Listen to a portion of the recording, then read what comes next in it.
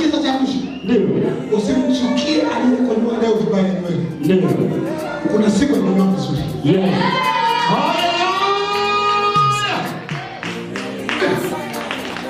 Sema niseme. Biblia inasema hivi. Mungu atakapokuongeza kwenye kitu ulichonacho.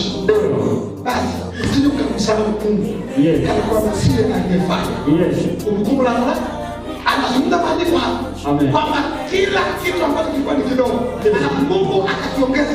Hata kingine Mungu akakutajirisha kwa kile kidogo ambacho ulikuwa nacho. Usiseme ni akili zako. Yes. Mwambie Mungu, wewe nilipa kidogo ukanikuza katika vingi. Amen. Watu wengine ndio hivyo wanapopata vingi, wanasahau kule Mungu alikotoa.